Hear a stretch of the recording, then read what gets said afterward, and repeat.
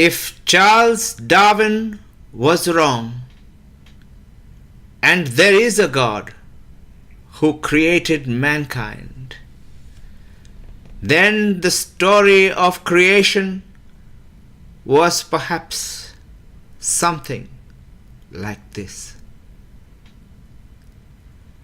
After making the universe, God was tired and bored.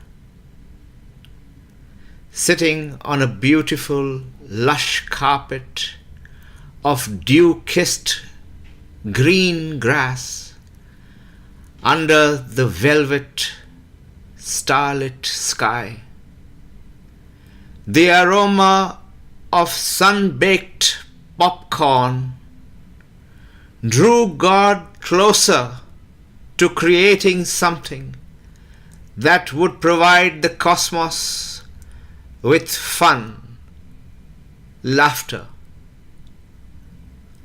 Even God needs entertainment, a respite from perfection, serenity.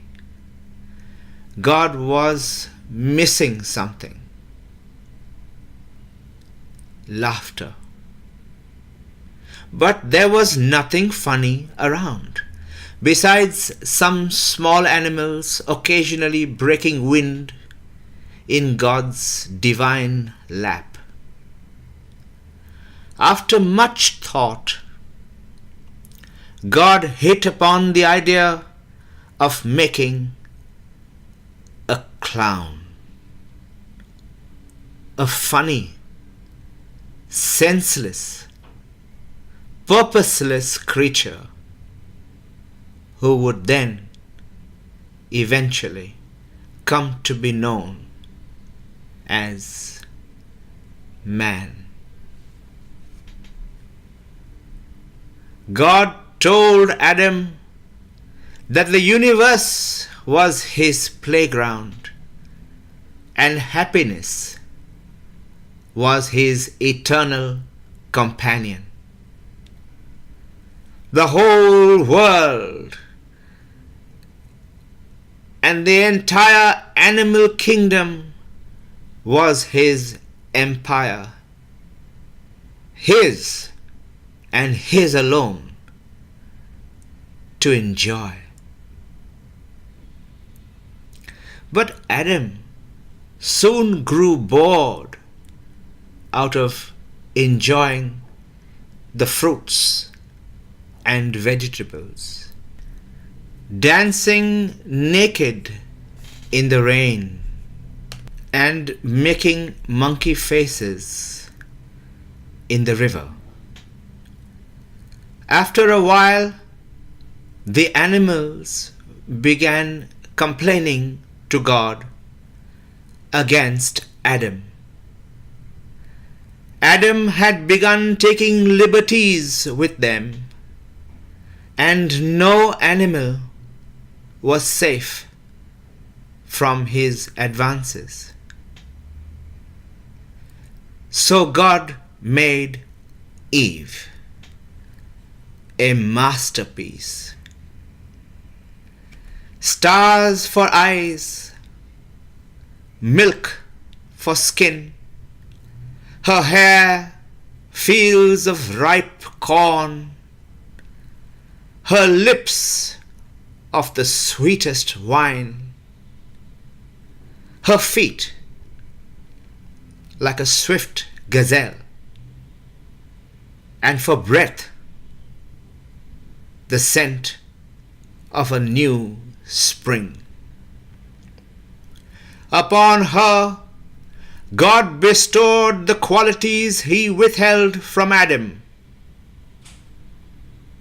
She received compassion, patience, empathy, charity, love, and that most precious quality of selfless service. She was beyond perfection. She stood there under the rays of an autumn sun, a soul-filled picture of unparalleled beauty. Then God completed the masterpiece with a gift,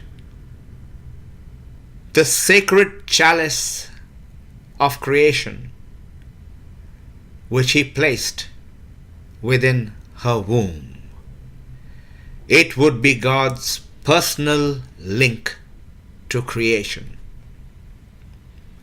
Through her, God would manifest the play of the universe. She, and she alone, would be the sacred covenant. God could not trust Adam with such awesome power. With a divine hand, God unveiled her to the universe, to much applause, especially from the animals. One look at this magnificent creature, and Adam experienced a bittersweet happiness. Happy that relief had finally arrived.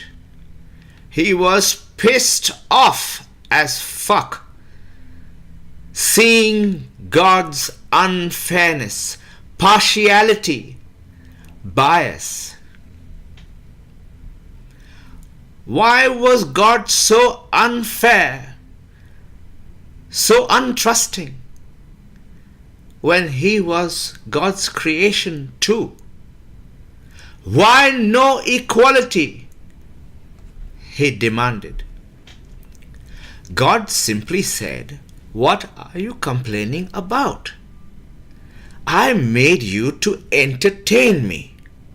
That is your brief. You are a clown. Nothing you say or do can or should be taken seriously. I was simply tired after all this work, and I needed a laugh. So I made you." But Adam, till today, remains most offended and has never forgiven God. He proceeded to enjoy Eve, after which he simply turned around, lit a cigarette, and then a wave of fear hit him. Eve was both his master and his slave. There was no way he would allow that master in Eve to live. That would be a terrible mistake. He has to keep Eve alive, but kill the master in her. Eve lay there beside him, thanking God for the opportunity to serve the smallest of His creation. Small in every way. Adam appealed to her empathy, to her maternal instincts. She felt great sorrow for Adam because she knew he was not made to understand anything. He was condemned to spend his whole life like a clown, tripping on his own feet, running on a treadmill, chasing phantoms of grandeur, and systematically destroying himself. Her heart was filled with pity for Adam, who turned around and clapped her in chains. Since then, man has subjugated woman out of fear. He has no rational capacity to understand that woman is his asset, not his competitor. Terrified of her, he has embraced the belief that she is below him. He declares her unclean, unworthy of even life after his death, incapable of handling equality, and untrustworthy in companionship. His fear has kept mankind stunted, but the senseless torture goes on even till today, not in spite of, but just as equally because of the spread of information. As the movement of the liberation, the emancipation of women grows stronger, Adam has created a new device to ensure that Eve has an even harder climb to the top, to challenge him, to confront him, to become his equal. He has created society that plays according to his rules. The society insists on the infallibility of the education system, worship of sexist gods, and suggest to women that sex is a sufficient meal ticket. You need not work hard when you can trade nature's gifts for a comfortable life to the highest bidder. Young girls are taught to be wary of boys because boys are after only one thing. When girls near puberty, they are subtly told that men are like floor tiles. You lay them properly once, and you can walk over them for the rest of your life.